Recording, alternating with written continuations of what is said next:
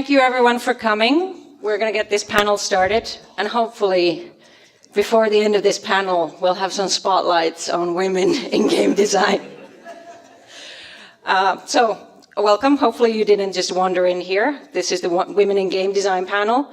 Kind of the objective of this was to get an understanding of what it is like being a woman in game design and a woman in game design communities, professional or also kind of from the creator fan division perspective. And then also to explore, does gender affect game design and that position in the community?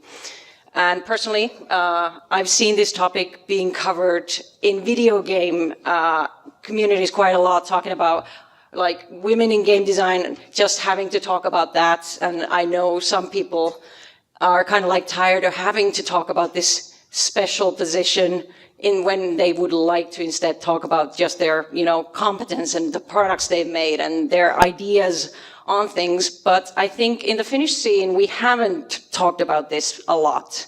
And I think what's interesting also about this panel is that we have cross different types of games. So we have here represented, we have tabletop, we have LARP, and we have video games. So I think it's going to be interesting to compare how those different communities look from the kind of perspective of women.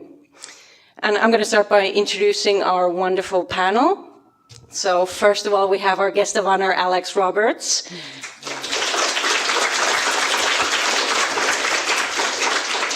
She's a Canadian game designer and writer who designs both tabletop and live-action role-playing games.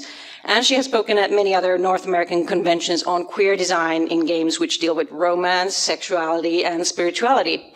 And she recently kickstarted her 2-player role-playing game of forbidden love called Star-Crossed, and it reached over 800% of its funding goals. And congratulations on that. Then next up, we have Karoliina Korppoo, who's one of the most famous Finnish video game designers, if not the famous, and also one of the most famous Finnish TED Talkers.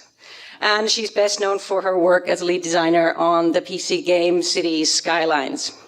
And she has also designed 2 self-published tabletop RPGs called Aulas and Invitation to Love.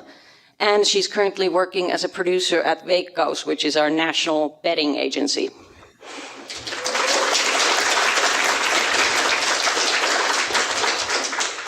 And next up, we have Janina Kahela. She's a Finnish LARP writer and organizer, actively organizing different LARPs for different audiences. And we actually co-organized a role-playing live-action campaign last year that was award-winning. Yes. And she's also part of the Finnish LARP Association Illusia, which is focusing on the professional viewpoint of LARP making without forgetting making small casual games. And this year she's also part of the team that organizes XCon, which is our conference specifically for LARP writers and organizers.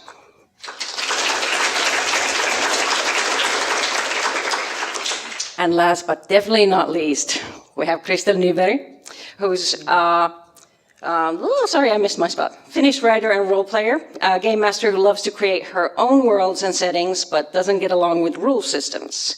And her newest role-playing adventure is published right here at Ropecon as part of Praedor, Varjojen kirja. So go check that out. And she's been commissioned to write the next Praedor RPG supplement, light, to be published at next year's Ropecon. So, continuity. And applause for Kristel, despite the distraction of lights. Can we get any more lights here? It takes a while when we turn those. So would you like them to be turned now? Yes, please. Yes, please. Okay, so there might be a bit of distraction with trying to get the spotlights on. And then there's, of course, me. My name is Eevi Korhonen. I'm the moderator of this panel, and my personal interest in this comes from video game design. I work as a game designer at Remedy, the famous maker of Alan Wake, Max Payne, Quantum Break. And I've also organized LARPs, together with Janina, and I'm hoping to also explore other topics like, I want to make tabletops and I want to make role-playing games in the future, so I'm kind of a bit of an all-rounder. But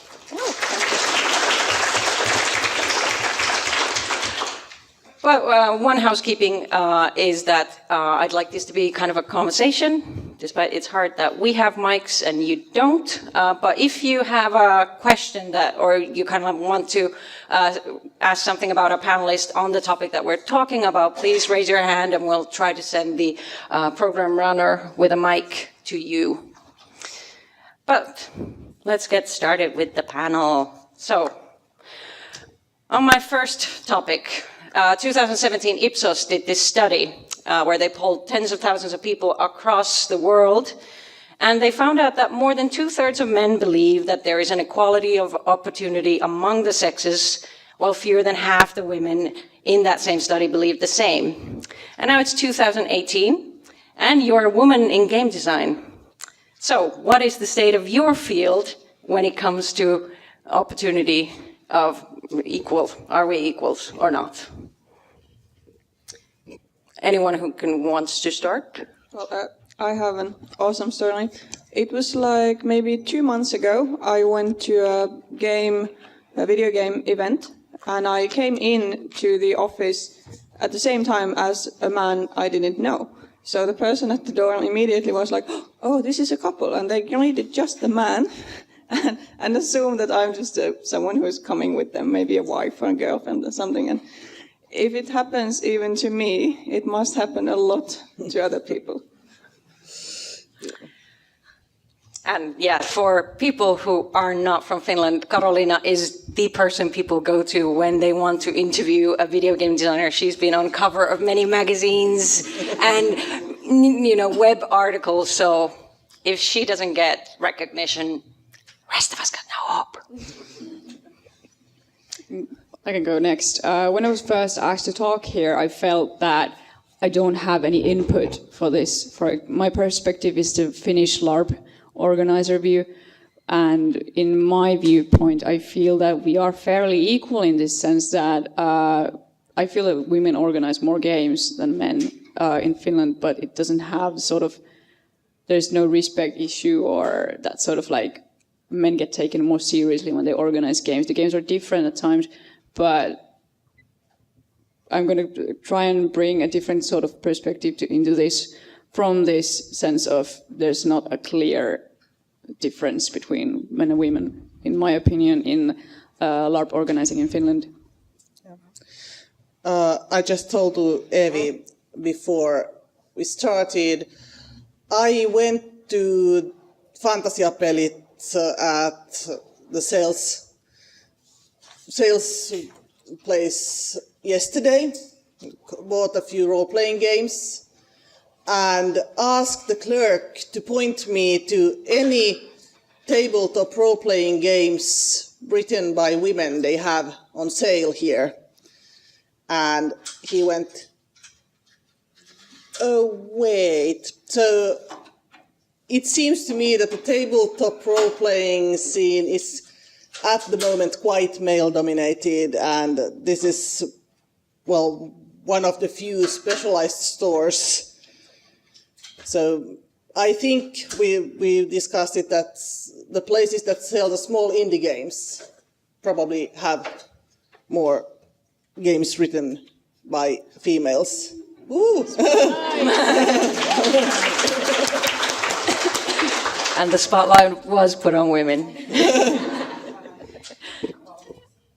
Speaking from the North American tabletop scene, there are like tons and tons and tons of women and non-binary game designers, and probably even more doing work that is not necessarily design, but that is still very important to the creation and publishing and running of tabletop games. But the people who run the publishing houses and who make decisions about what gets put in books and what gets paid for and whose name gets put on the cover of the book, those people, by and large, in my experience, are not men. And when they're interested in the contributions of women, they're very often interested in a sort of side supplement that doesn't sidetrack the main part of what they're doing. or in a special little segment over here just for the women and non-binary folks. And more than that, I think there's a disinterest and a perception that it will not be successful if your project is, regardless of who's making it, if it's not aimed towards men.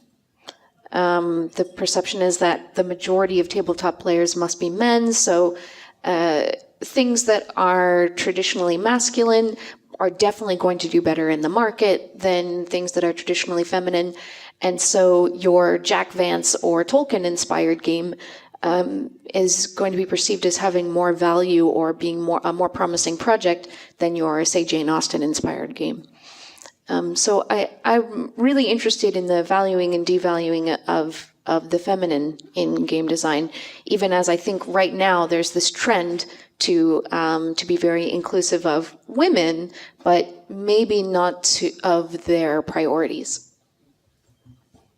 I was thinking, like, how much does this have to do with, like, publishers, someone who actually is commenting on how well the game will do? Because in Finland we don't really, we mainly self-publish. It's a small audience, it's a small language, so kind of these kinds of questions don't come up so often.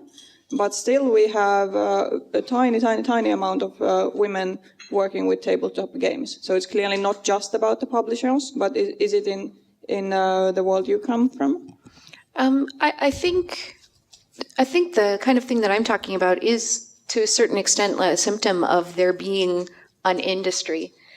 In a way, when something is still considered a hobby or still considered craft, or something that's done for fun, in a way, women kind of have an advantage there, because then it's sort of inconsequential. It's fine if women are doing that and taking care of that and making their little games, and that's fine. But as soon as it's about business and as soon as it's about profit, businessmen get involved, and in many ways it becomes more challenging, and the gates start closing, basically, once money gets involved. Actually, yeah, that's what I was thinking when Janina said, like, it's actually pretty equal here in the Finnish LARP scene, but the Finnish LARP scene doesn't make money. So I was wondering if that actually set it apart, because then I start thinking about the big, kind of like big European blockbuster LARPs that are meant to make money, and then I start to think, like, actually there's starting to be much more men in charge. So Janina, do you think kind of like if we started making money on this, we'd get a lot more pushback? I don't know. I now started to think about that. Do generally, like, this goes back to the question of how you've been raised as a female or a male. Because in my experience, I tend to feel that guys are more gutsy and they don't care what others say. They just do it. Whereas I would feel more intimate, like, okay, I want to do maybe a 100% person LARP, and then we could maybe ask €70 game fee, whereas in comparison, international games tend to cost over €300, and that's a small sum in there. Whereas in Finland, a game fee of €55 is still at times frowned upon. Like, oh, well, that's very expensive. So that's the difference in the amount of money that we move in the games.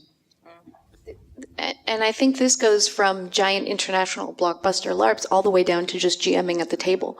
I was talking about this yesterday, but I've spoken to so many women who haven't GM'd before, and they say, oh, I don't know if I'm that creative. I don't know if I can, think on my feet like that. I don't know if I could come up with that. And men just assume that they can do it. Like, there's so little hesitation. It's wild. Like, as soon as men hear about tabletop role-playing game, they have like a campaign ready in their minds, and they're like, yeah, I can do it, no problem. Yeah, and I don't think that's an inherent sort of masculine trait. I think just, I don't know, there's some kind of reward for assuming that you can and can't do something.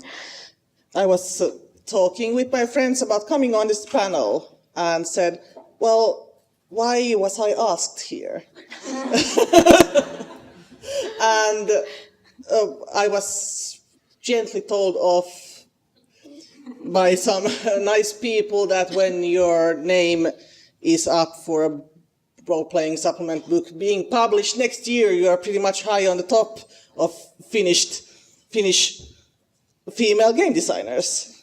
Well, I think that in Finland, because the audience is so small with the tabletop gaming, lots and lots of people write their own things. Lots and lots of people write their own stories and worlds, and many games are self-published.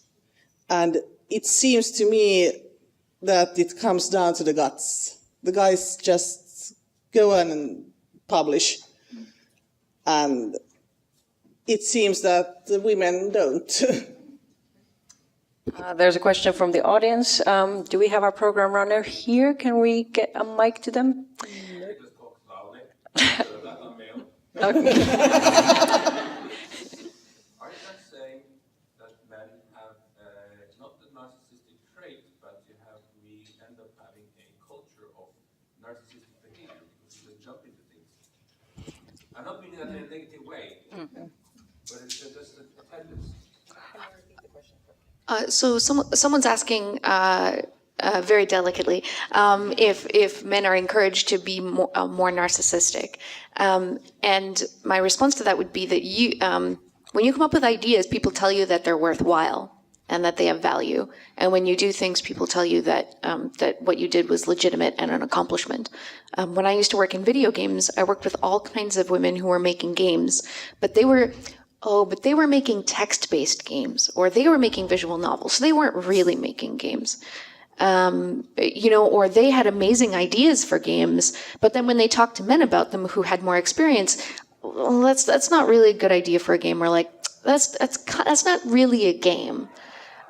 So I don't think it's a personality thing or an ingrained thing. I think it's like very sensible learning that when every time you have an idea, you get told that it's not really that valuable.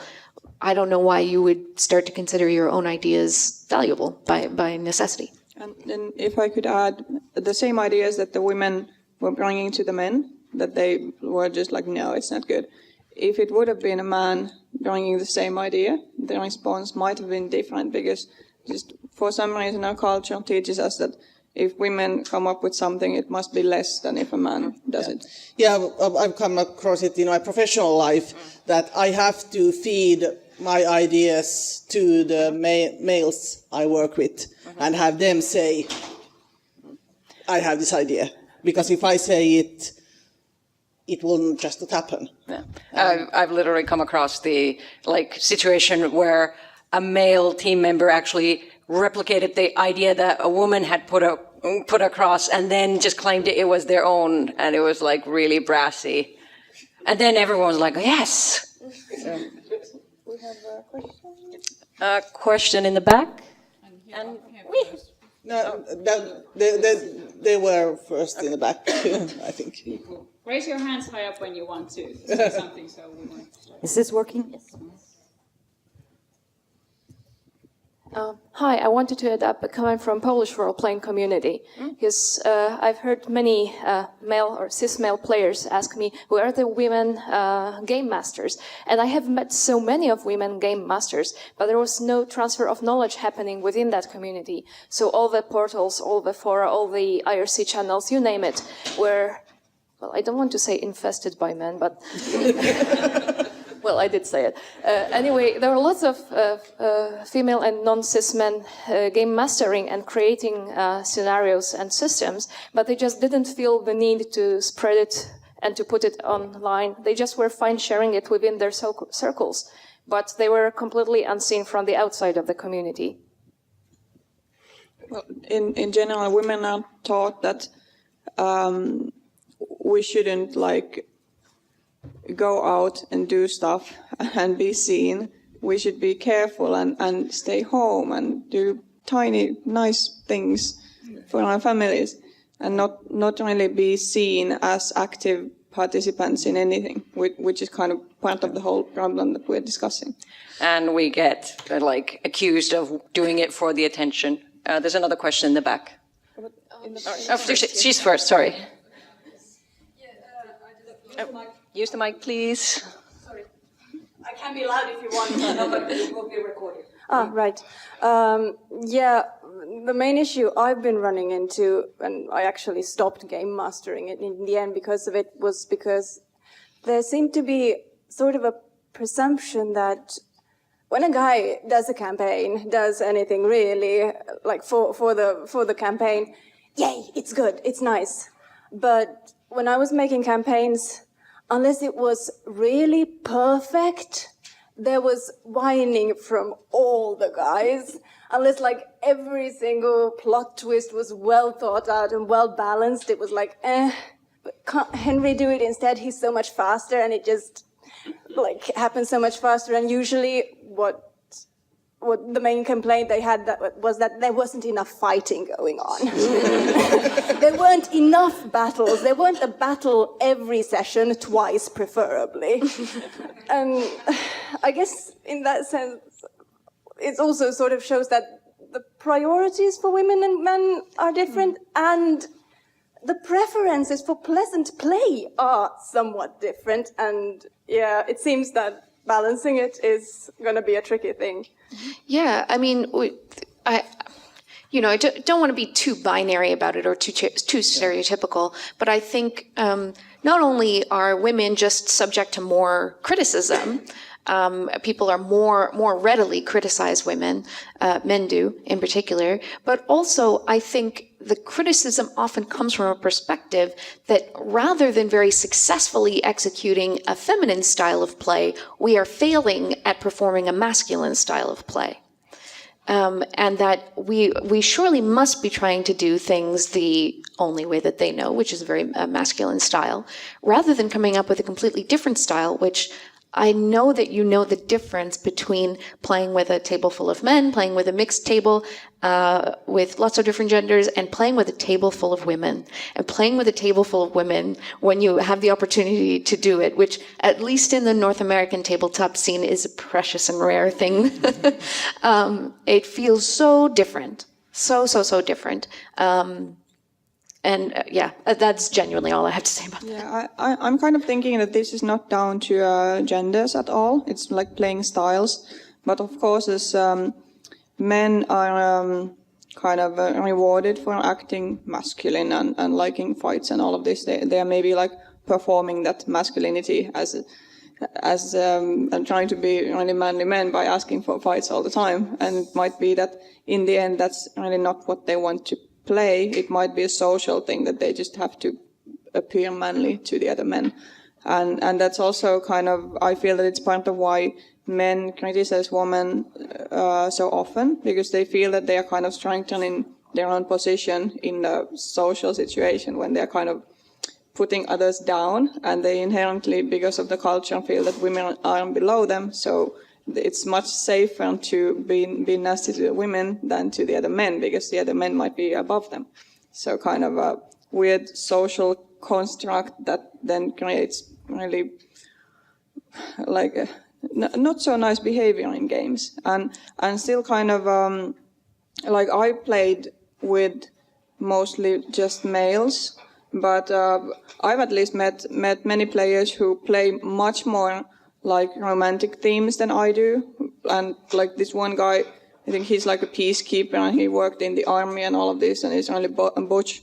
But then the games we play, he does this awesome, really like gooey 80s romance stuff. And it's like, why not? It's not part of what he usually does in life, and it's the kind of story that he enjoys, and our playing styles went really well together. So I wouldn't be of the opinion that a male table feels completely different all the time, but of course, mostly because of the culture, it does feel different. Yeah, I think it's, of course, more a matter of cultural tendencies than, that every single male player or every single female player would have the specific style. And I think I play quite a lot with people who have lots of background in feminist discussion and so on, regardless of gender. And I think playing with these people, I feel safe And when playing role-playing games, may it be LARP or tabletop role-playing, I think the feeling of being safe with the people you play with is important for everyone, because that will allow females to take on roles that are not traditionally female, males to take on roles that are not traditionally male, and maybe experience, the role-playing.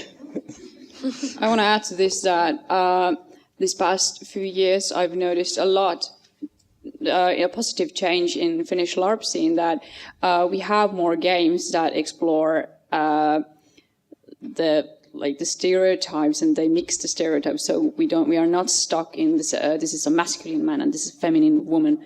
But instead, I've seen several games where guys who are normally very manly, like in their off-game persona, they dare to try and play a very sensitive, poetic boy, or sort of like very gentle characters, and women get to try masculine characters without, I am a woman who now plays a masculine character, but is a complete character still, that it has its weaknesses and it has its strengths, but they are not like the feminine weaknesses and strengths that normally characters would have. So I've seen a lot of these games pop up recently, and people daring to try roles that are not like the stereotypes. And what I also, talking about LARP, kind of more than playing style, also the plots. I thought it was really interesting when you wrote on your Facebook wall, like, please tell me the types of plots that get given to male characters and the types of plot that gets given traditionally to female characters. And the division and the discussion on that was really interesting. And I'm still hoping you'll make that LARP where all the men get the traditional female plots, like, oh my God, I have to marry off my son and it has to happen tonight. Yes. And women get the plots like, oh my God, my husband has figured out I have a mistress and I have to now, hide this thing or pay her off or get her to have an abortion or something like that. There were a lot of plots that were. I thought, I asked, what is your subjective view to these plots? That what are generally male plots and what are female plots? And then many of the plots that I saw, as this is a female plot. Yeah, this happened. I've seen only this on girls, and many of the guys were like, but I played this single moms were someone popped up single moms is that thing that only happens to women, and there were several guys but I played a single father. But then I started to think that maybe the perspective in the game is different, like the angle they come from into the plot is different. But there are still plots that you need to marry someone you don't want to marry, or then one thing I would very much like to see guys handle with is that, boom, you're pregnant, now what do you do? This is a very often used plot in LARPs, thankfully not as much anymore, because women started to say, I don't want to play pregnancy plots, please. I've been surprise pregnant so many times in games that please no. But whereas guys, very often, you had a thing 15 years ago, that the fling's baby, now grown up to 15 years old, is going to pop up and say, hello, you are my father. This is a plot that guys get often. So I would like to do a switcheroo around these and see how the other gender handles these in the game. Did we still have a question in the back? I think we saw someone there. Well, I wanted to share my experiences as someone who has only been a game master and a woman. And my experiences with men is that they try to they are almost surprised about how macho I can be about certain things. And they have the habit of trying to maybe correct me, but I always shut them down immediately. And they see this as this very yes, you might be a woman, but you're actually quite man-like, which has certain connotations with it that are not always the best. But what I have aimed to do in these past years, that Finnish is a language that is gender neutral. So I have aimed to have games that are specifically gender neutral. We are playing fantasy settings. So why do we have to apply ourselves within the roles that we put ourselves into? So it was really interesting to see how characters started to break down. It took a couple of sessions, but characters that might have, typically speaking, more male roles, warriors, etc., started to like break down in the sense that every time they wanted to reference something that is quite gendered, I always ask them, why do you do this? Is this like actually, this cannot, I try to like take away this veil related to gender. And it is quite difficult because a lot of things is tainted in a way by this, but it was a very interesting experience to see it break down. So I would recommend people to aim to do gender neutral, especially in Finnish, it's quite simple. And in other languages, I do games in French as well. It is possible to find quite easily workable solutions around this. And I have played a lot with women. I'm one of these people, and women and non-binary people and queer people when it comes to sexuality. And here it comes, it's quite interesting because I played with a group of cis males. And after about 3 sessions about this whole, okay, gender doesn't exist, the whole dynamic with romance started to develop in a much more organic way. So it was interesting to see that by just removing this one aspect of everything made people evaluate each other again. And that was a really interesting thing to see develop, especially since the sessions I had with people that were not male or not cis male, they were very much more, they were more focused on the story and on the action, whereas the men maybe saw it as a sort of safe space for them to start exploring their feelings. And it was interesting to see the game becoming much more interlocked with each other instead of the action around them. I would say, so does anyone here know the tabletop game Kagematsu? Hey, my 3 new friends. But it's a tabletop game by Renee Knipe and Danielle Lewan, and takes place in feudal Japan. And the GM plays a wandering samurai who comes into this village. There's no one in the village who can defend it from this threat. And so all of the players play the women of the village. All the men of the village are off fighting some shogun's war. Play the women of the village who try to convince the wandering Ronin to stay and defend them. But a rule in the game is that the GM has to be a woman. The players can be whatever gender, but it needs to be run by a woman. And it's one of my favorite games ever. It's not a perfect game. It's my favorite game, but second favorite maybe. But in general, I've almost always played it with all men players. And having a mixed table is fun. But there's something about having a bunch of dudes who all have this alibi to play not only women, but a very feminine role, right? They're not Furiosa from Mad Max. They're doing things in a feminine way, which is the way that we discussed earlier, which is that fucking frustrating way of trying to convince someone else to do something without having them realize that you're convincing them of it, and ideally they would think that it's their own idea. And it's very fun to watch men kind of struggle with that and be like, this is really hard. Like, yeah. But more important, I mean, it's not a torture simulator. It's watching men get to open up and be like, they have that side of themselves. And I've played it, almost only with cis dudes, and like, to see them bring out their feminine side and have it be a safe way to do that because, you have to play a woman character. It wasn't your choice. You have to. And also all of the other men at the table are also playing women.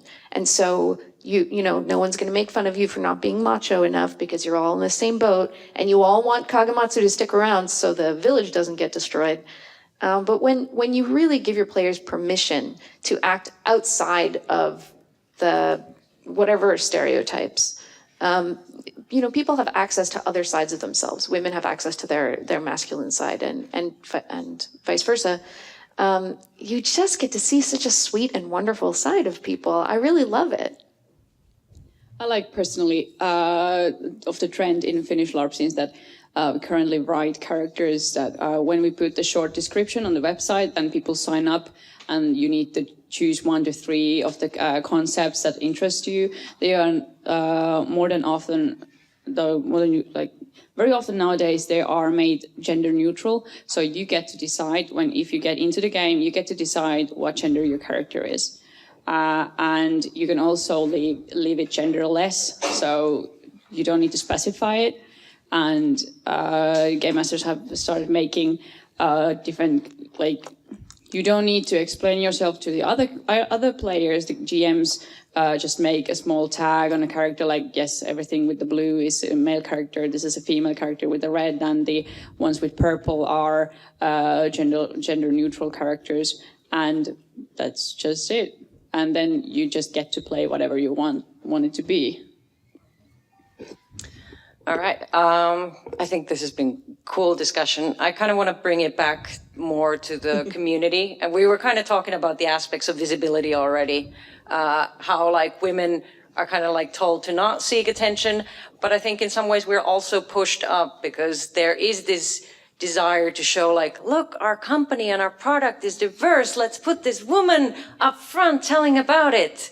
So we're kind of stuck in this weird situation where we get punished for seeking attention sometimes, but they want to push us to the fore. And have you experienced this pressure that you have to be of the team, the community oriented or the service oriented, or that you have to be the face of the team?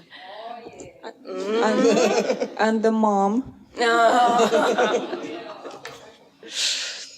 I want to be that person because in my experience, guys are not eloquent enough. They choose the wrong words. And this, I don't mean that all guys are like this, but more often than not, I feel that women tend to take into consideration other people's emotions and feelings, and they read in between the lines and they think through what they're going to say. Like, for instance, in social media, when you put a post about your LARP or whatever project you're on, someone disagrees. How you respond to that, it matters a lot. So many of my male friends are like, well, fuck that. Hate. And then just gonna like, I don't need to explain myself. This is how it is. Deal with it. And they most often get away with it. But I feel a lot of times women take more time into forming their responses and what we're gonna say. And so no one gets hurt or gets a bad feeling about this, and no one gets sad. So that's why I want to be that person, because I don't want to clean others' messes because they don't use correct words. But also that you have to be the mom who cleans the messes and does this job as long as you let the other ones get away with the silly behavior, because they will definitely learn that there's someone who will come and fix this. And I don't have to learn how to behave. I don't have to learn how to handle social media, because there's the mom. They will come and they will do all of this. And I've been actively trying to avoid schooling people into thinking that I will always handle the stuff that they don't want to do, because more men, especially with this kind of emotional work or some kind of social work, they feel that it is natural for women. They are like, oh, well, we have the woman. They can handle this kind of stuff, because women, they do this like lovely, soft, cuddly things. And it's kind of, then that's what happens. Women gain these skills if they have to take on these tasks all the time, and men don't really develop the skills if they don't have to, and no one really learns anything if they're not forced to learn it at some point. So kind of... and it's not conscious. Yeah. It's not like a choice that I will do this, but it's like they inherently, or many people inherently believe that women should be the ones who do the social interactions and do marketing and all of this communication, because women are just women and that's why they're good at it.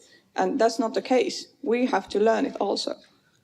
I want to hardcore extremely agree with you to the max. Like, I do think that if men had to do this from birth the way that we do, they would probably pick it up.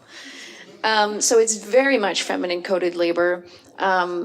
I'm comfortable doing it. I'm happy doing it because I need to pay the bills. I'm good at it. And so I'll go on. I get annoyed when other women who have zero interest in it and who would rather be, doing design or doing logistics or whatever are assumed to be the main contact. I do, for example, safety and community care and that kind of thing for cons. And I'm happy to take on that role because otherwise, if there's any other woman on the organizing team, doesn't matter what her actual role is, if people have like a safety issue or like an interpersonal kind of conflict or anything, they go to her. Doesn't matter what anybody's title is. It's like, okay, well, which one's a woman? Okay, good, I'll talk to you. So that's irritating, but I like doing that work. I find it satisfying, but also I would like to be compensated. Because that work is not only given to women, but it's also just not valued. If it's not, sometimes not in anyone's job description, and they just expect women to do it. Sometimes other roles are compensated, but not that one. They're like allowing us to do the natural thing, and that's the compensation. Exactly. The satisfaction is worth it. And it's only lately that we've been started to talk about emotional labor. So it's just been considered something that happens. And mostly it happens because women in our society get brought up with picking up these skills, whether we want it or not. Yeah. I have a client right now that I'm doing consulting for. They're a publisher, and I was having a meeting with this guy, and we were talking about the project, and then he kind of got into this like conflict that he's having with someone else on the team, and he was going on and kind of like offloading a bit, and I was listening and attending, kind of reflecting, and he was like, "Oh my God, I don't want to make you do all this work, to dump all this on you." And I said, "Hey, it's no problem. You pay me by the hour." And I meant it, like, buddy, if you want this meeting to keep going, that's no problem. The clock is ticking. Yeah, I've also kind of become more aware of the emotional labor I've done for projects, I've done for people. And I just wish kind of like I feel like it's such an invisible issue to men that I wish I could, like, I need to design a game or make some kind of challenge to men, like, you think you can handle every other skill. Like, I tell you, like, oh, there's a mountain, you're like, I'm going to climb it. Okay, there's this wild horse, I'm going to tame it. There's this emotional labor, I'm going to handle that. Like, please.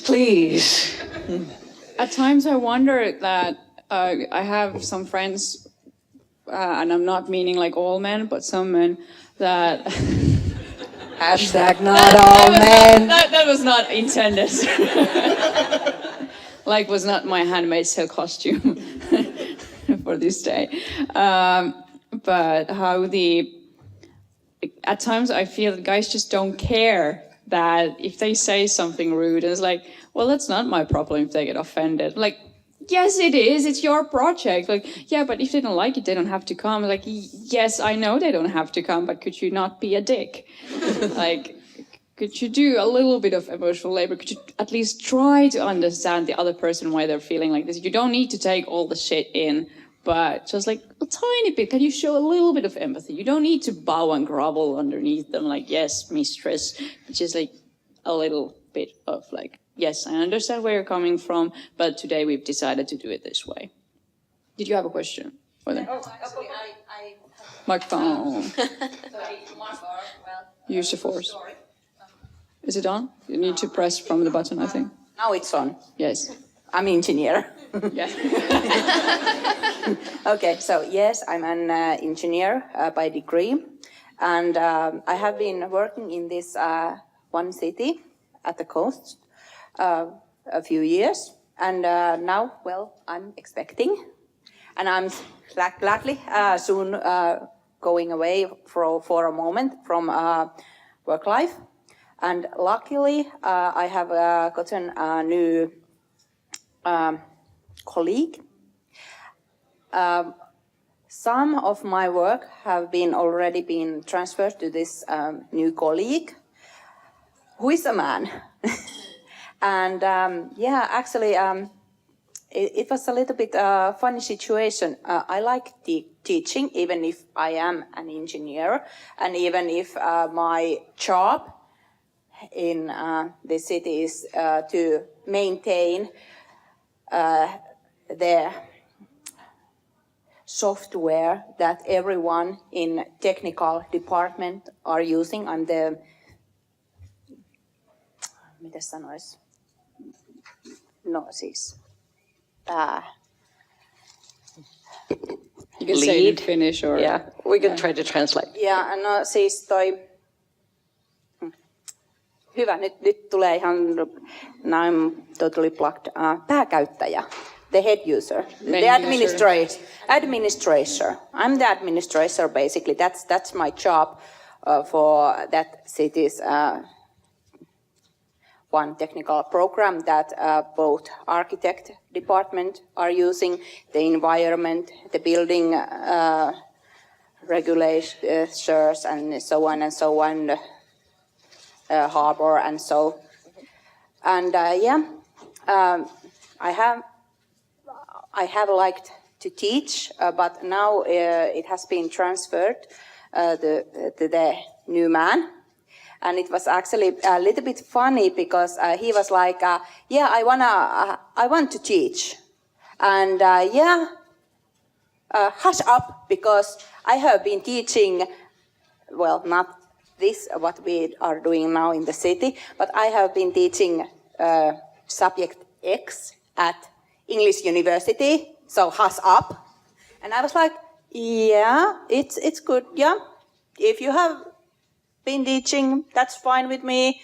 I have to be going soon anyway, so it's good that you start to do that if you like it." And basically I left the teaching of the program and the introduction of new employees about the software to him. And of course, he hasn't done everything, so I still have to do something. But it started to get a little bit funny because there are a few new employees, and actually when he had been teaching them, then it was not so long after that they simply turned to me for guidance. And it's, some teachers just teach things how they have learned it. While even if I don't have a degree, nor him, in teaching, like if you study in university to become a teacher, pedagogia, but when I teach, I try to learn how that other person is learning and what's the best channel for him or her. You're adapting to their learning style. Yes. And yes, this to guy adapt wasn't. their learning style. And yes, they started to come to me to ask questions that, hey, Tuulia, hey, I have a question about this. Oh, yeah, sure. Yeah, and then my colleague, maybe after half an hour, came to the room and he was like, okay, yeah, hi. I wonder if this is kind of also like the situation where men aren't allowed to learn this emotional labor. It's kind of like, you learn a new language and you try to speak it to some people and then they're like, oh, they're learning the language, I'll just speak English to them. And so, or kind of like, you don't let them learn because you see that they're bad at it and then you turn to someone else to translate or you switch to a language you both know. Yeah, it's a little bit like if he wants to teach something, he says that 1 + 2 is 3. And yes, I can also say 1 + 2 is 3, but I can say that A + B is C if it's easier for the other person to understand it some other way. Have any of the panelists had this happen to them? Well, I was in a game convention maybe half a year ago, so not that long ago. And after an interview I did, one person who seemed male to me, stayed behind and wanted to talk to me about how to make games, how to make good games. And he seemed to be of the opinion that I need some actual teaching in this. And I politely listened because I'm on work time. Of course, I will listen to any fans and anything they say. And then after he had gone on for like 15 minutes about how games should be really artsy and not really copy other games and blah, blah, blah, I asked him like how many games has he done? 0. None. But still, for some reason, he felt confident enough to come up to me and try to tell me how to make good games, which is fine. He clearly has no problem with confidence, at least the lack of it. But kind of this happens really often. People, they want to discuss, and the only way maybe that they know how to discuss is to try and somehow tell about how good they are at something. Which is a nice topic, but if they're or their, kind of like opinion is presented as this is the way things are. Yeah, it's not really a discussion because at least that guy went on for like 15 minutes without me saying anything. But I was just waiting for him to stop finally. But it happens surprisingly often, and I often get told that no, male game designers get this all the time too. I'm not sure. I don't think it's the same, but of course I can't compare because I'm not a male game designer, but I'm interested in hearing other opinions of this. This question in the back. Pass the mic, Dave. Yes, about why do the whole communication thing. A lot of times I've had the experience that I want to be the one to communicate to outsiders is just to make sure it gets done, because if I agree with a man that he is in contact with this and this person, in a week I'll ask him, well, have you done it? And, well, I forgot.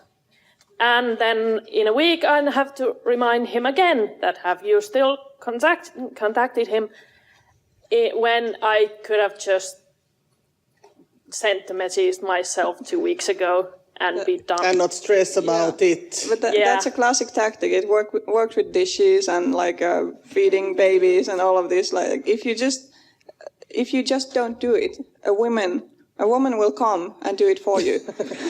Or if you kind of performatively do it badly enough, kind of like I'm flailing. I wish someone was saving me in this.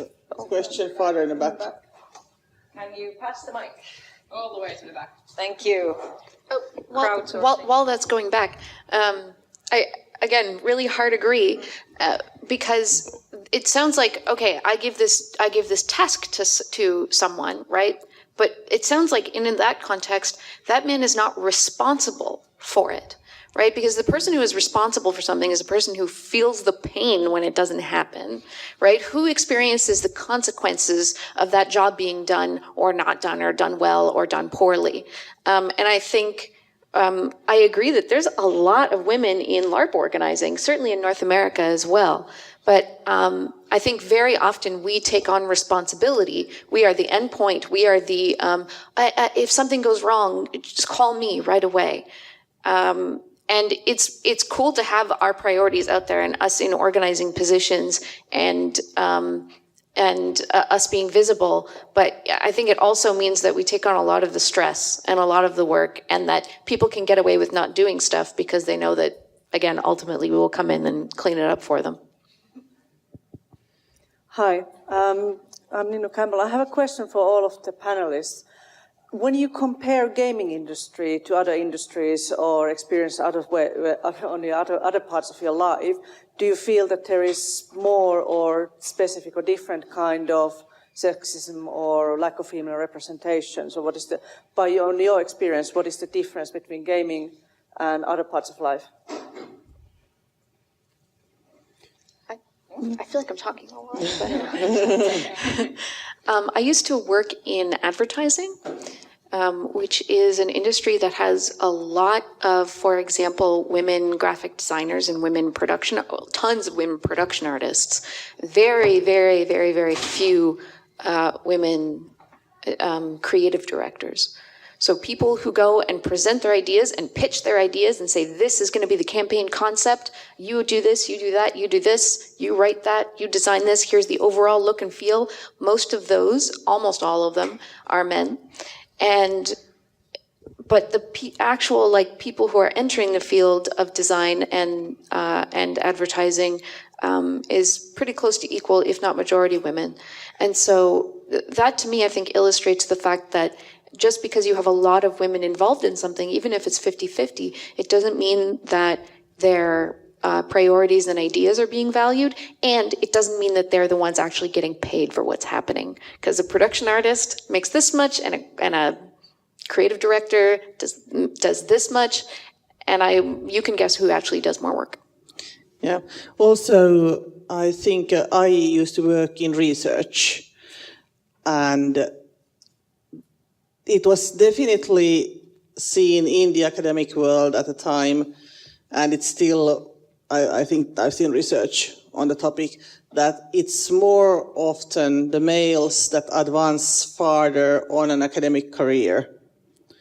Because at some point, it's just you hit your head on the glass ceiling. It's the guys that get picked for jobs. It depends hugely on the field, of course, but quite a lot in academia is males are the professors and heads of research teams and so on. And I think it has to do with the tendency that we mentioned earlier, that it's easier for men to say, I'm good at this, and females to say, oh, I'm not quite sure if I'm qualified, even though the basic level is the same.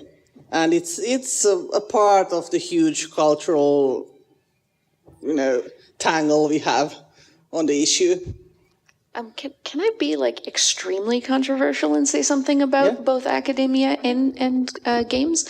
I think a lot of career advancement and getting confidence in what you're doing and getting opportunities and projects and stuff, a lot of that happens when people who have more experience and more status express an interest in your work and ideas and then want to give you a hand up.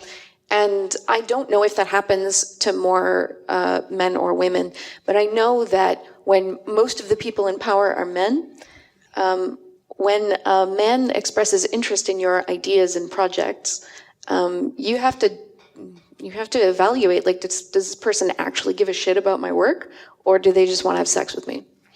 And when they figure out that they're either going to or not going to, will their interest and support abruptly end?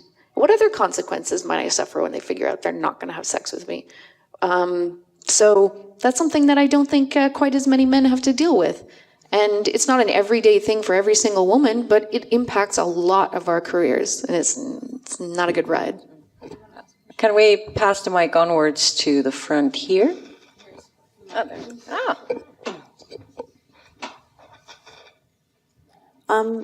I'd like to go back to an earlier subject. Karoliina, you were talking about this experience that a person came to talk to you how games are supposed to be made. Mm-hmm. And with this recent happening with ArenaNet firing 2 of the Guild Wars 2 developers, especially Jessica Price, due to how they behaved in Twitter and how they were with the community. Do you feel like women are under more scrutiny on this case, especially being checked out, overall that women are doing games? Do they actually know what they're doing? As well as you didn't take what I had to say very well, you should be fired. Yeah, I definitely feel that as a female, when making video games, it's quite it's a really weird world, because I just want to do my job. I would love to just work with games as I have done, and I'm good at it, and that way I can help other teams to make good games. But then there's this, these people coming up oh, but you're female. I'm like, yes. And then they're just but how can you, how did you get here? And like, why did you choose this? And it's like, well, ask the males. Like, no one ever asked the programmers who look like programmers and are male. Like, why did you choose this profession? How did you become a programmer working with games? And I bet they would even like the attention sometimes. They would actually want to answer these questions, and not the same that a media person comes in the door to the office and is like, oh, you have females, how lovely. And then they want to talk like let's see this weird unicorn, like how did you come here? What's this all about? And I'm like, I'm trying to actually do my job, like you were supposed to interview the other guys. So that is weird. And like, well,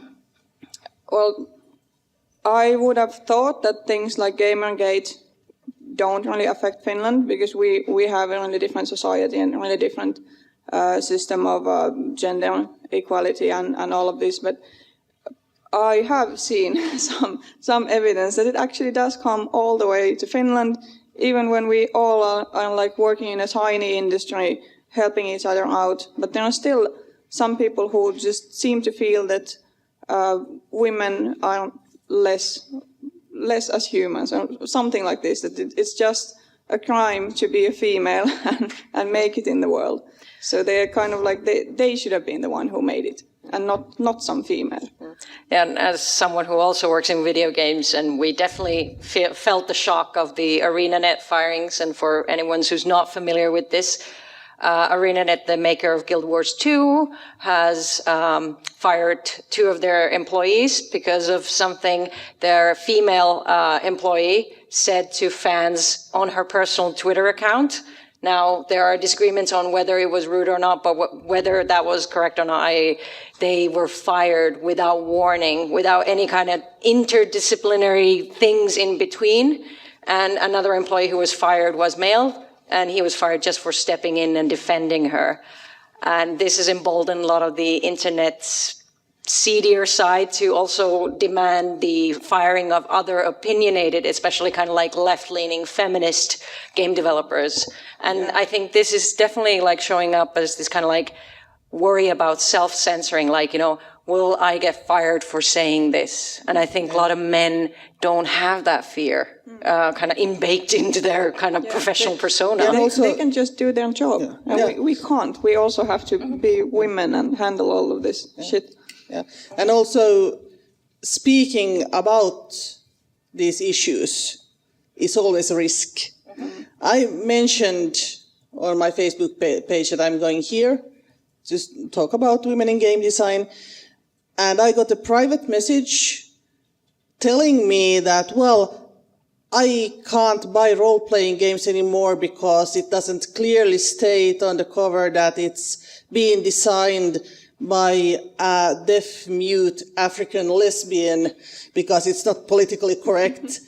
And this is because I said I'm going to a panel on women in game design. Yeah. So this is what you get. Yeah, so there is a group of people who feel really threatened that not all games or entertainment in general, it's no more made for just white heterosexual males. Yeah. And this, for some people, apparently feels awful, and they feel the need to lash out to kind of save their precious stuff. Although the kind of the amount of games being made is growing, so it's not like this segment of the market is actually getting less games or less high quality games or anything like this. Just that more games are coming and different audiences are being served. But for some like weird tiny group that is really vocal and does nasty stuff, this is for some reason a reason to just behave badly. This, sorry, just before we get to you, this goes back to your first question, which was about, being put on the cover of the brochure or whatever as a diversity piece, and being shown off as, for companies and organizations to say how accepting they are and how progressive they are, that they allowed a women within their gates. But when segments of their fans or segments of the community get pissed off about that, who suffers? It's us. It's the same people who are, put up. Question? Yes, one of things that you've been talking about are different attitudes or treatment that happen not necessarily publicly, but within the work group or within two people. I was wondering, do you think would it be helpful for the management in these groups or workplaces to kind of open up the communication channels to female employees to say that, you know, encourage them to report if they feel that they've been treated differently from one other co-worker or some group? And do you think there could be some specific guidelines that could help with advancing these issues? Well, to kind of speak on that, like it's hard to speak up on these issues because we have seen so many times that it either leads nowhere and it gets made public and now you're a troublemaker and you have poor humor, you're poor sport, or it even gets negatively turned on you by that management group that, okay, you're actually being difficult and this is not an issue and could you just not talk it out, and are you just going to be like this about everything and you're actually slowing things down? So I've never had any faith in any of those systems actually, you know, addressing the problem of kind of like, you know, this unequal treatment. I think the main problem is that officially we have the channels. It is like, of course, you're reporting if you're harassed at work. But the problem is that many times people don't believe it when you say, like this person is really being a dick. And they're like, no, he's a lovely guy. And it's like, yeah, to you maybe, but like, and then I would have to defend my point of view and maybe have some evidence and all of this. So it's much easier to just be like, yeah, well, that dude is a dick. I will not speak with him. I will try to do all of my work like just around this person. Yeah. So kind of the burden of trying to prove that actually something is happening, and then also living with the fact that they are like, well, you're a female. If you have lipstick on, of course they will like do that to you. And it's like this is a double standard of being made to not speak up, and then if you do, saying like, well, it's your fault anyway. Yeah. And also think of the, you know, the career of this poor man you're destroying. The poor victim. What about the men? Yeah. And at least in Finland, we can't even really be anonymous because it's like if there would be a text by a not named female game designer in Finland, it would be either me or Eevi. So it's like we can't really do anything about this issue at the moment because people don't believe women often, or they blame us. And if you speak up, you're just not wanted. And the industry is not as horrible as it sounds in this panel. It's actually it's really nice. There are only few problems, and just that occasionally when they arise, you kind of have to understand the climate that if you do speak up, there will be someone going like, the poor man, and like it doesn't really hurt your career, and think about the other men and all of this stuff. And it gives room for people to act like dicks. And sometimes it happens, usually it doesn't. But when it does, there are really few tools to really help with the situation, other than speaking in a panel like this, so that people know what's actually happening, and then they kind of, when they come to a situation where someone is maybe mistreated, they maybe understand what's going on and can maybe just ask, like, are all things okay? And it helps. Yeah. Also, I think these problematic behaviors at workplaces, at LARPs, at gaming groups, are often things that are a little bit hard to put your finger on. It's like, remember at school when you were bullied, and then you go to the principal and say, every time I answer in class, they look at me funny. And the principal goes, oh, come on.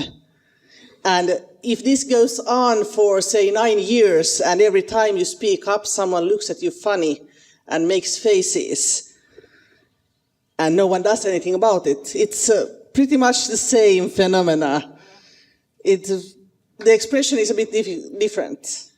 but these are the sort of behaviors we get in both hobby and professional groups, I think.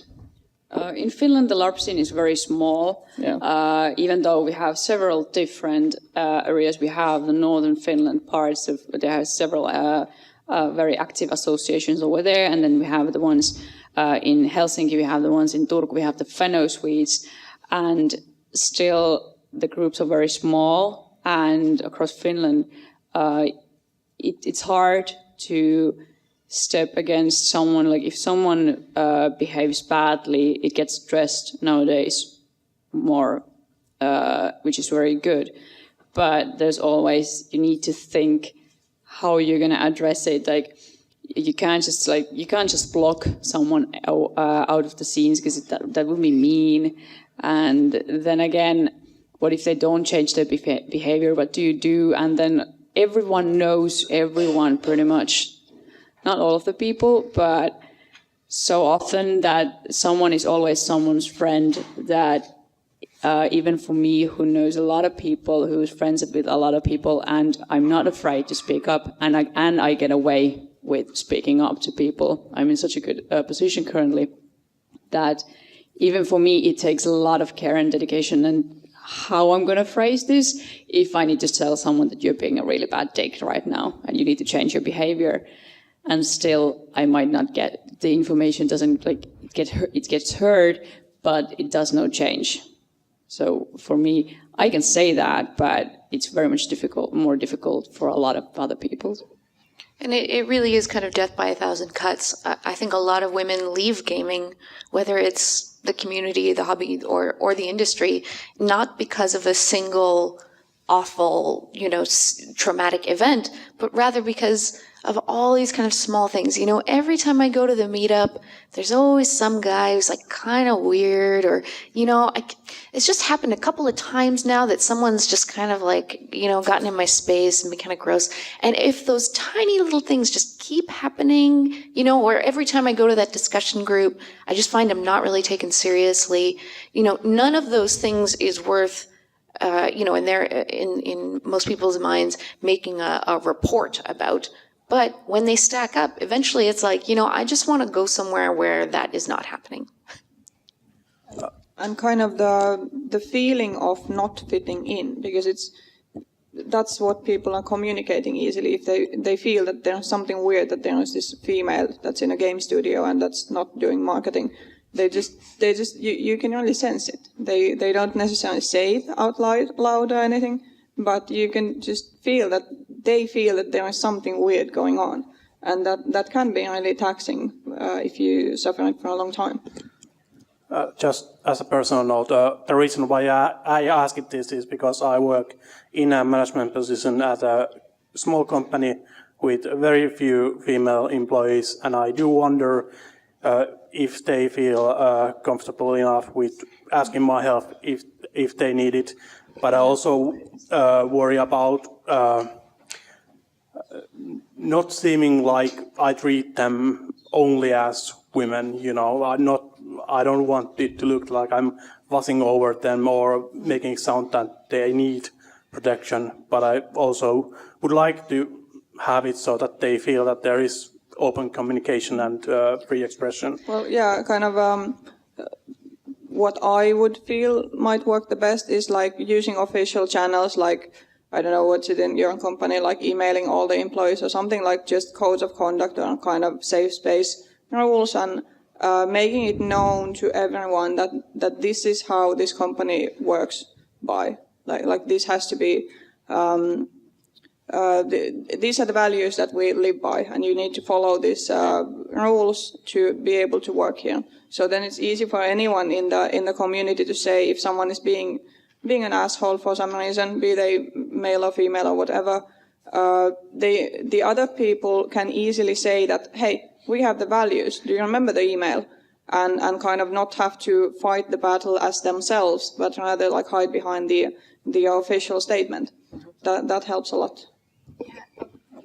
I'll say quick that one thing that helps also that you have these codes of conduct, but when every time you see something that is a bit like off-putting or something, like you're not entirely sure that, okay, was this okay to this other person? So like taking that thing, not letting it just pass by. It might take you 5 minutes or 1 day, and then you're just like, yeah, I'm still thinking about this. This was not okay. Sort of like go back to that one thing. Like, remember when you said that one thing yesterday? I saw that thing that was not okay. It's like, let's not do that again. That was not okay. A friend of mine gave me this wonderful phrase that it's just, we don't do that here, right? And so it becomes not, you have broken the rules, or I'm taking you to jail now, or or that was wrong, you fucked up. It's, we have a particular culture in this organization, and that is outside of it. And that becomes inarguable, right? So if you say that was inappropriate, you can argue about what is and isn't appropriate. But if you become a representative of a healthy organizational culture, then when you see someone giving someone else a hard time, or someone makes a racist comment or a sexist comment or whatever it is, it's very, very easy to just gently and non-argumentatively just say, we don't do that here.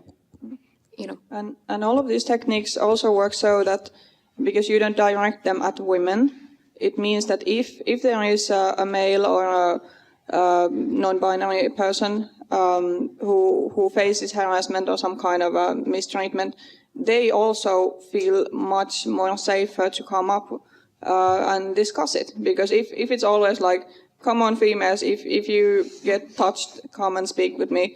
And if it goes the other way, if it's a male and a female or another male or anyone is like approaching them in the wrong way and being nasty, it's much more difficult to bring it up if you've been told the whole time, like, this happens only to females, like you can't be the victim of this. And of course it might never happen, but just when you direct the guidance and all of this to all of the employees, the whole community, then it becomes clear that this is not a gendered issue. Like, anyone who feels that something is off can speak up. Actually, this reminded me, like, not just what management can do, but what colleagues can do for each other. Because management is usually in a better position to establish certain authority, but colleagues can help kind of improve the workspace too. And I had this happen to me with a previous colleague who was also my supervisor. We were in a meeting with some other people on like a topic of related to the project, and I was just kind of like spacing out for a bit because I felt like I was losing the thread of the conversation. And he was just pulling me back, like, hey, Evie, you haven't spoken up for a while. Do you have anything to say on this topic? And also interrupting people who were talking over me. That was huge. If you can ever do that for a female colleague or non-binary colleague, if you see them being talked over, say to your, probably dude who's talking over, saying like, hey, let her finish. And that has like magical powers over the situation. Do you have any other examples on like what colleagues could do? Well, this is actually a social example. I went to a party with a friend of mine once with some people I didn't know very well. And it was, someone mentioned or it came up that I do LARP stuff. And so there was these 3 people there who said, oh, wow, LARP, like, what is that? Tell me more about that. And so I started answering their questions about LARP, but every time I would start to answer a question, this other dude would jump in and interrupt me and give his answer to the question. And he informed me that he was very experienced LARPer, because he played one vampire game for like a couple of months, like months of this one vampire game. So he obviously had more experience than I do. And so he would just keep interrupting me. But I was there with my good friend, and my good friend Rodrigo. Every time that I would get interrupted and he would start to answer, Rod would turn towards me, right? Like, there's a body language, and say, Alex, but didn't you say that some games are like non-competitive and poor Rod, like he knows nothing about LARP. He's not a gamer at all. But you could see him try to like pull some threads and be like, what has Alex ever said about LARP? I gotta do something. So every time I got interrupted, there was just this easy sort of like what can I do to move things back towards the person who was actually asked the question? Or can we pass the mic over there?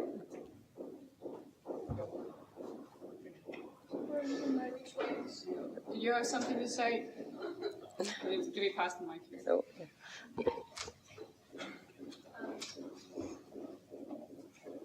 Sorry. So this is somewhat referring to earlier conversations, but with the way that the industry is right now and the way that it's going, like it's definitely better than it has been for women and non-binary and queer people. Where do you, any of the panelists, see it going in the future and like how it's going to get there? Because now there are at least some things which are focused towards queer people, towards women, and are made for them and are fairly mainstream. But there's still like just a glut of things that are focused towards and marketed towards men, and still in the situation where there are even some things, it's still slim pickings and you have to basically engage with things even when they're not your thing. And you spoke about it being very like within small communities when women and non-binary people are doing things, but how do you see the industry moving forward and progressing? I can start shortly with the LARP scene has, in these past 2 or 3 years, we've got the Safer LARPing package made that instructs on how to make the LARPing environment more safe for everyone, how to do debriefing and how to take others into consideration and how to stop harassment if you see it, or like just give concrete advice on how to act if you see some mistreatment. And then this Ropecon, we also got the inclusivity, how do you say it? Inclusive LARPing package that takes into consideration the wealth of the player, the mental and physical health or like troubles they might have, and then also their age or all these kind of different things that people might have that might affect their ability to participate in LARPs. And in future, I feel that it's only going to progress from this. It's going to take time for people to adjust, to take this into consideration. What I liked most about these packages is that they are not saying that everyone needs to do exactly like this, but they are advice packages and they are more easy to take into consideration when the whole scene is not like there's only one way to do this LARP and it's the one that's been set in these. The inclusive LARPing package also says in the front that at the start of it, it says that part of the whole thing is that the game master gets to decide how they're going to make the game and who for, but they need to explain why, and like they just need to tell the audience that, okay, we're going to do the LARP like this, and this is why. And then that's okay. You can do hiking LARPs that are not okay for people, most like if you don't see well or if you can't walk, this is not a LARP most likely for you, but we can include queer people or all these other kinds of minorities that might have otherwise been excluded in some other places. Well, with video games and commercial role-playing products, it's quite easy because the market will decide. If everyone is selling stuff to just white heterosexual males, they don't make enough money. They need to go for the other audiences. So it's kind of, it is easy to see that in video games, the amount of people playing is growing. And that doesn't mean that there are more white heterosexual males, but actually other people who play games, because now there are different games and you can sell them to different audiences, and that's really the way to make money. Even like making games for just the same audience is just not, it's not a valid business model, so it will get better. I think, the Finnish tabletop scene, because most of our tabletop publishing is really small scale. I think that we will see more indie projects that are crowdfunded in the future, and I think it will bring some more, widely spread types of authors too. But I think it will take some time. It depends on the day. Sometimes I really think that I really think that women are taking over. It feels pretty cool. And that the scene is just getting more and more and more diverse all the time. I see that. Crowdfunding has a lot to do with it. I'm glad you mentioned that. Just more and more people are having access to the means of production. And so regardless of what kind of on a Hollywood level gets made, more and more people are making their projects for whatever audience it reaches. So that makes me so happy, just that more and more people are making their games and more different people are able to make their games.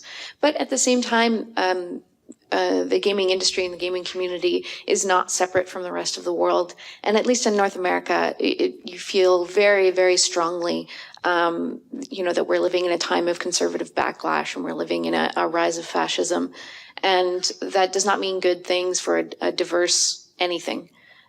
So depending on whether or not I've watched the news that day or the weather, or I really feel one of two ways about the future. Yeah, I can only just sum it up that like AAA video game industry is led by money and publishers. If they smell that on something, if for some reason the next Minecraft was all about queer design and Barbies or something like that, and that suddenly became a huge hit on the indie scene, publisher would be like, okay, we're going to take that and we're going to make money off of it. But it's hard to. It's slow. It's slow for these things to break into mainstream in a big way. So it's kind of like baby steps. But I think indies definitely have the opportunity to do something for a smaller crowd that doesn't need to please those, pants-shitting people who are like, I only got 36 games aimed for me this year when it was last year 37. I love that meme. But so I think definitely supporting smaller industries, making your own industries, making your own groups. And I'm saying I'm actually just gonna, make this for me and my friends. Or I'm gonna make this just for people, just explicitly saying hey, we're gonna make this game actually in the previous panel talking about it was the Red Center, the LARP happening in Spain, which is set in the Handmaid's Tale world. And it's going to be only for women players or women identifying as women players. And all the characters are going to be women. And it's like, this is what we're doing. And, being fine with that. I bet they have gotten some angry emails. Yes. Someone, yeah. What about the men? But now that we're actually talking a bit more about what kind of games we make, we've been talking a lot about community, about kind of getting into game design, and how do you feel that where we say diverse people make diverse games, but how do you personally feel like you being a woman has affected the design that you make? How does that show up in your products or projects you make? Often I've seen that my characters are more based on the emotional parts, the emotional plots, whereas when most of my male friends, when they make games, they are action games. They are, let's go to the forest and let's do quests and sort of very, not a video game sort of LARP, but still the focus is in doing something during the game, whereas my games are more about, okay, how do I feel about this in game, and living through all the shit and crying in the corner for 3 hours, and it was the best game ever. I'd say that because I'm used to not being of the target audience of games growing up, I'm much more conscious of trying to understand who this game is for. Whether it is just that I decided I'm just making it for me, which is a fine decision, or if I'm making it for some other group, then I really have to kind of or I want to know what they like, what kind of a game would be perfect for this audience. And I think that helps me a lot in my work. All of my games are deeply, powerfully, embarrassingly personal, whether digital or live action or tabletop. And whether or not they look like it, they're about my life, and my life as a woman, and my life as a queer person, and my life as someone from Canada, and whatever. So, I don't know, for me it's even, I can theorize and try to pick out what parts of it came from my life that wouldn't have come from my life if I were a man. But I don't know if it's all untangleable, if you know what I mean. As someone working in video game industry and kind of like mid-rung person, like there are certain aspects of the game that I can adjust, but a lot of the vision still doesn't come from me. It's from people higher up. So kind of like in video games, I don't get to kind of put my stamp on things as much as I want. Maybe I'll get some small mechanics that I want to put in that are more what I would like, that even if this is an action-y, shooter-y game, could we have there something that is about tending or caring or befriending? Can we show the social interactions? Can we show something? Can we have a player verb that is not shoot or jump or hit, or just something that could be like, you know, care for this thing? Can that be a verb? Like I most of my kind of like design that I want to see is still happening in my head, and I'm just kind of trying to get to a point in my life where I can put that in the products I make. And I think that's going to be mostly happening on my free time projects. So unfortunately, working on a big team doesn't currently show up in the projects I've published yet. Yeah. I'm actually right now pretty involved in Praedor, which is a Finnish pulp fantasy setting. And the path I'm on right now started years ago in the Praedor Facebook group in a discussion that I seem to have taken a bit as a dare when someone asked me, well, what's love got to do with this pulp fantasy thing? So now the Book of Forbidden Love will be up next year. Also probably a Harlequin pastiche romance novel.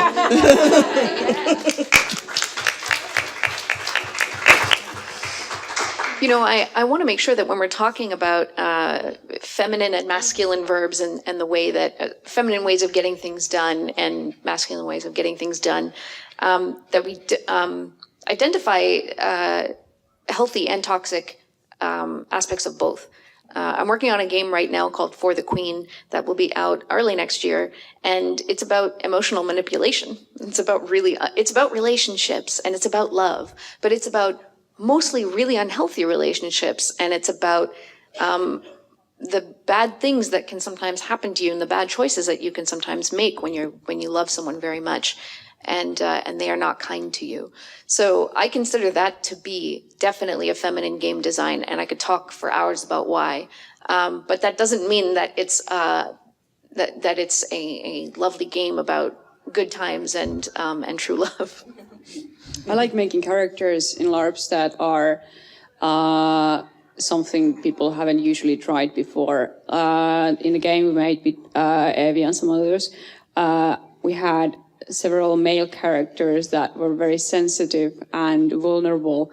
Like they had their inner demons, and they were fighting the sort of like. Part of the gameplay was about the toxic masculinity, and like it was part of the themes, like you need to be strong, you can't show emotions. So and we wrote that down to the character, and they knew this is what we're like, this is toxic, this is bad, this is what we're like, this is what you need to. You might not notice it in off-game life, but now that we've written it down for you, and this is what you're going to have to experience for the next 24 hours, it becomes more clear to see.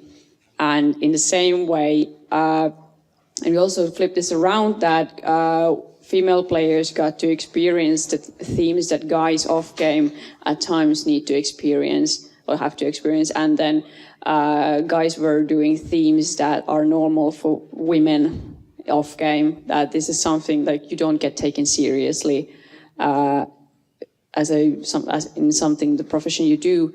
And in the same way, for women, it was struggling with the like power dynamics and like you don't get to feel. I love that we had one character, a male player who wanted to play kind of a really narcissistic father and like family man. And after the first game, he was really surprised by how hard it was and how terrible he felt and how he felt like, you know, oh my God, I was so horrible. And like, how do people do this? And just kind of like, I love that he had the kind of like self-awareness to try that, even though he did not see how deep it would go. And just kind of like, you know, okay, we'll give it to you. We'll give it to you. Like, you know, it's going to be dreadful. Your family is going to be terrified of you. But kind of like they can't say why because you've gaslit them for years. All right. We only have 5 minutes left. So before I think I will give the audience still a last chance to ask questions, my last question to the panelists would be, if money and status quo were not stopping you, what would be your dream game to play or make?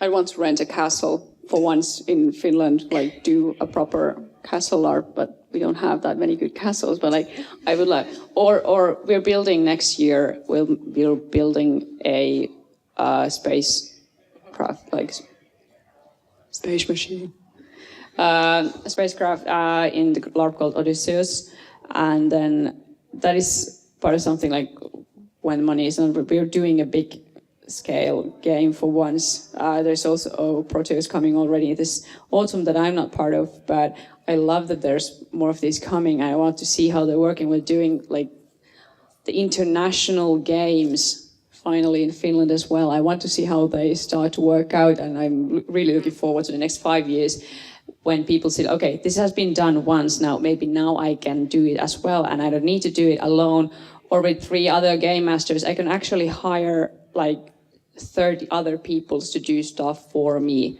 And I want to see this go more global, more international, and get more money involved in, without forgetting the small games that now and then, like that don't cost anything at all. But I want to go big. I think what I would do would also have to do with being able to pay people to do things I'm bad at. I'm really bad at anything with graphics, anything with layout. So I would really love to be able to write, but not having to worry about all the things I just can't do. Also, as mentioned, I get along with tabletop games, rule systems, pretty much as well as, you know, the fish and the bicycle thing. So if there would have to be a rule system, I would have someone else figure out what works for the game I want to do, so I don't have to think about it. Well, I work with large productions, so maybe I dream quite small. If I would have all the time and the money in the world, I would take a long vacation and finish my eternity project of a board-based RPG about crossing the Berlin Wall, because it's been sitting there for like 6 years, and one day it will be done. This is hard because I have a huge Google Doc full of all the projects that I would love to complete, and the things I need are not that much money for the projects themselves. I just need money to sort of keep food going in me and the roof staying over my head while I just, and lots of play testers. I need a lot. It's just sort of a conveyor belt of play testers coming in. I have a LARP about being storybook animals who live in a sweet little town and drive around in cars that go beep beep. I have this game about balloon fetishists trying to communicate with each other on the internet. They are so sweet. I have a game, I would love to make a game with my sister about our mother's death. There are games like seriously, I'll make the Google Doc public, and you can all finance them. Pick a game you want to see happen. Pay my rent for a month. But unfortunately, those are not the games that I'm going to get paid to make. You've talked a lot about women working in the games field, but not necessarily in design. I do a lot of marketing, and I do some consulting, and I do some writing, and I do lots of admin work and other things that men don't want to do. But if I could just design all the time and somehow have that be sustainable, I would just churn out some incredible games. Your minds would be blown. Okay, I think we have time for one quick short question, so make it count, audience. Yes.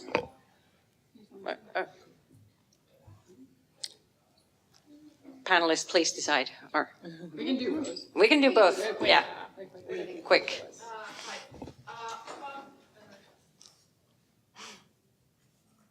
About the women not having the I can do this attitude.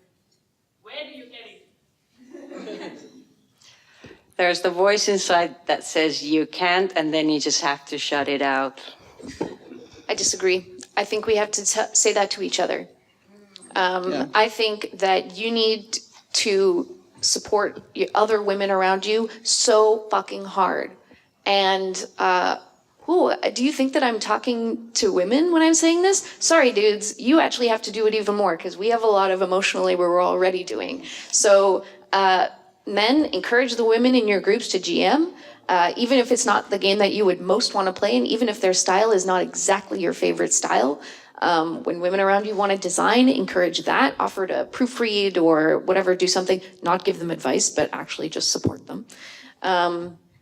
We need to be telling each other that, wow, you can totally do that. No, you can absolutely do that. When you have people around you telling you that, you learn that it's true. Pass the mic. One last question from the man at the front.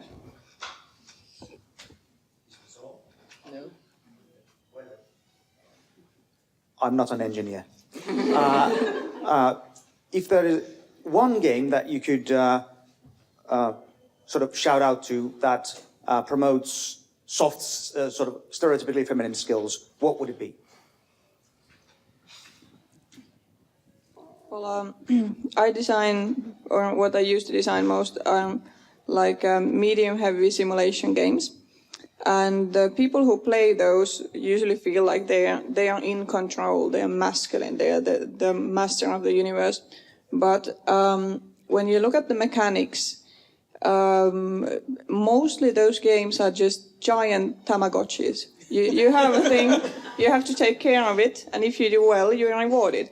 But they don't want to hear it. But it is really about caring and nurturing, and they are doing it and they love it, but they don't want to hear that it's the feminine thing they're doing. I want to shout out my game too. To whatever degree I succeeded, I really wanted Star-Crossed to be a game where if you're not listening and attending to your fellow player, it's not fun. And you kind of have to stop and really pay attention to what the other person is saying and really act on what they want. And the point of Star-Crossed as a two-player game is not for either of you to win against each other, and it's not for either of you to win against an external enemy, but rather for the two of you to be in harmony, to be beating at the same rate, to be speaking the same language on the same page. As long as that is happening, Star-Crossed is fun, and as soon as that stops happening, people start to realize they need to be doing something different. So I don't like it to be a very explicitly teaching-y game, but if people are learning that, I'm extraordinarily happy. Did you have anything more? No. Okay. Yes, we have to go. So one thing we've learned is that women in game design can't just do our jobs. We have to do extra on top. So thank you for our panelists. Thank you, audience.